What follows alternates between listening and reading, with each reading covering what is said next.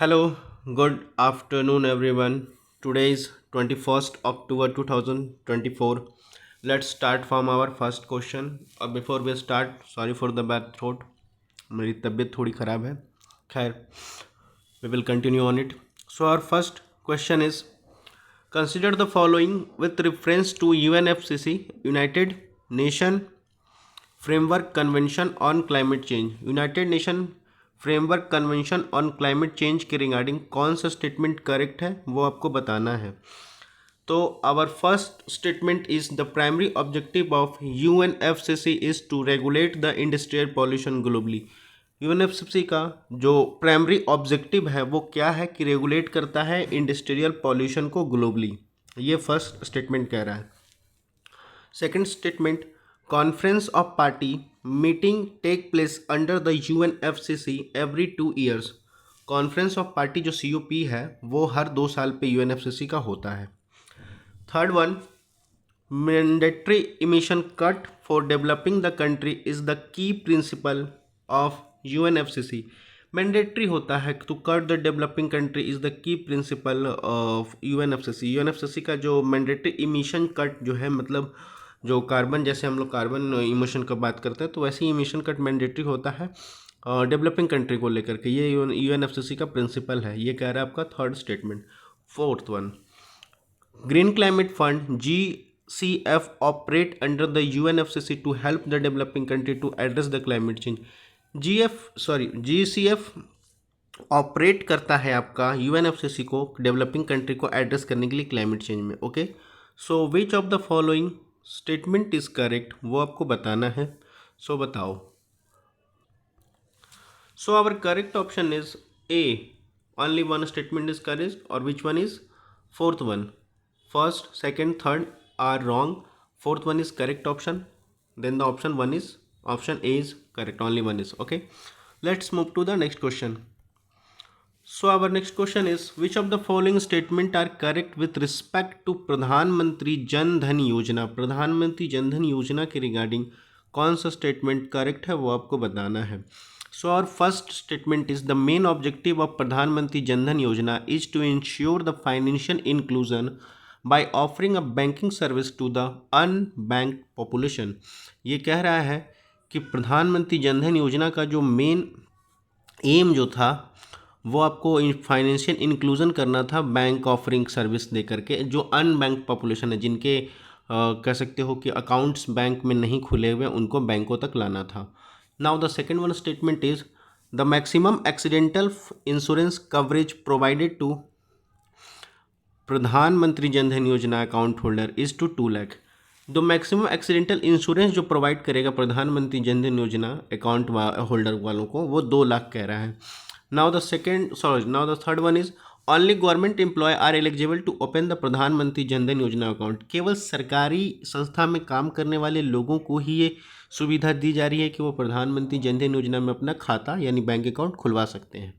So which of the following statement is correct वो आपको बताना है, बताओ। So our correct option is A. Okay, first and second statement is correct, third one is wrong. Okay, तो आपका first और second statement correct है कि आपको वो बैंक तक नहीं पहुंचे हैं लोग, जिनके खाता अभी तक बैंक में नहीं खुले हैं, वो प्रधानमंत्री जन धन योजना का एम है कि वो उनको बैंकों तक पहुंचाना है। ठीक है, और फाइनेंशियल एक्सीडेंटल इंश्योरेंस की बात कर लीजिए तो वो 2 लाख अकाउंट होल्डर को दिया जाता है जिनका खाता प्रधानमंत्री जन धन योजना के अकॉर्डिंग खुला हुआ हो। ठीक है, थर्ड वन आपका रॉन्ग इसलिए है क्योंकि ज़रूरी नहीं है प्रधानमंत्री जन धन योजना में, ये ज़रूरी नहीं है कि आप गवर्नमेंट एम्प्लॉय हो, मतलब आप सरकारी नौकरी कर रहे हों या आप सरकारी किसी संस्था में काम कर रहे हों, ये ज़रूरी नहीं है। कोई भी पर्सन अकाउंट खुलवा सकता है जन धन योजना के रिगार्डिंग, इवन माइनर भी खुलवा सकते हैं, बशर्ते शर्त इतना है कि उनकी एज जो है वो 10 साल से ऊपर होनी चाहिए। ठीक है, बिलो 10 ईयर्स को अलाउड नहीं है। Okay, so the statement first and second is correct, third one is wrong. Okay, उसके रिगार्डिंग आपका ऑप्शन कौन सा हो जाएगा, A 1 and 2। So let's come to the next question. So our third question is which of the following initiative have been launch by quad country to counter the China belt and road initiative. ठीक है, quad country के regarding कौन सा initiative launch किया गया जो China belt and road initiative को counter करेगा, रोकने का काम करेगा। तो फर्स्ट ऑप्शन है आपका build back better world, okay, B3W इसको कहते हैं। B1 is trans pacific partnership TPP। C1 is Indo Pacific economic corridor IPEC। D1 global connective initiative. Global connective initiative की बात कर रहे हैं कि वो ग्लोबल कनेक्टिव इनिशिएटिव ऐसा वो लोग करेंगे कि ग्लोबली कनेक्ट करने की बात कर रहा है, ओके। तो which of the statement which of the option is correct वो आपको बताना है। सो बताओ। So our correct option is A build back better world. ये आपका क्वाड का इनिशिएटिव लॉन्च किया गया है, ठीक है। अब बात कर लेते हैं हम क्वाड की। तो क्वाड है क्या? देखिए क्वाड जो है आपको स्टैटिक फॉर्म इन्वॉल्विंग 4 कंट्री को मिला करके बनाया गया था, ठीक है। 4 कंट्रियों को मिला करके, देशों को मिला करके ये बनाया गया है, ठीक है। पहला कौन सा हो जाएगा? ऑफकोर्स हमारा US, दूसरा हमारा प्यारा भारत इंडिया, तीसरा हमारा जापान और फोर्थ वन इज ऑस्ट्रेलिया, ठीक है। इन सबको मिला करके ये क्वाड टीम बनाई गई, कंट्री बनाई गई, ठीक है।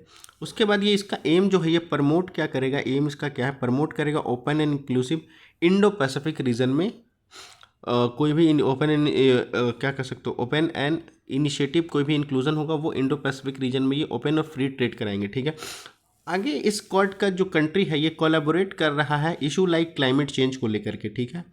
और हाल ही में बात की जाए तो ये बिल्ड बैक बेटर वर्ल्ड एक लॉन्च किया है, इनिशिएटिव इन्होंने लॉन्च किया है, जो ये माना जा रहा है कि ये चाइना का जो बेल्ट रोड इनिशिएटिव है इसको काउंटर करने के लिए इन्होंने लॉन्च किया है, ठीक है।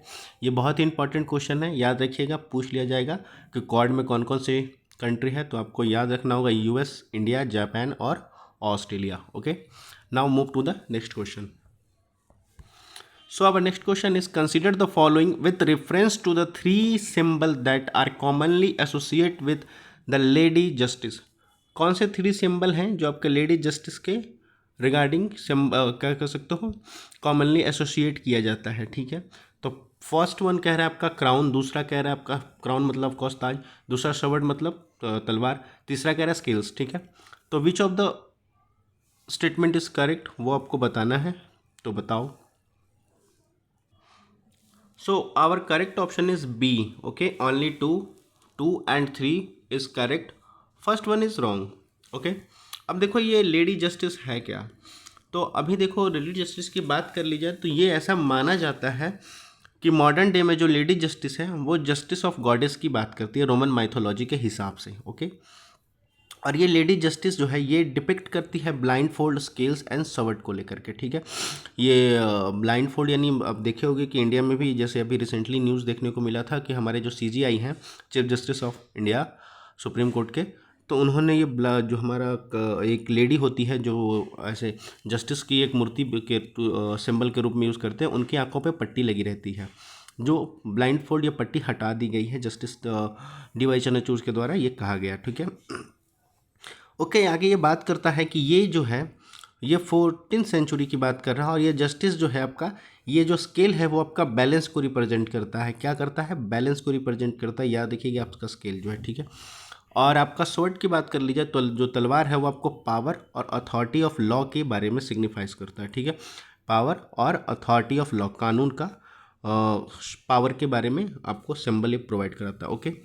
So now the correct option is B, okay, only 2। So that's all for the today's session, okay। कोई कमेंट या कोई क्वेश्चन हो तो feel free to ask in comment section. बाकी एक PDF की जो PDF चाहिए इसका लिंक आपको टेलीग्राम वाला आपको डिस्क्रिप्शन में दे दिया गया होगा, ठीक है। बाकी पढ़ते लिखते रहिए, धन्यवाद।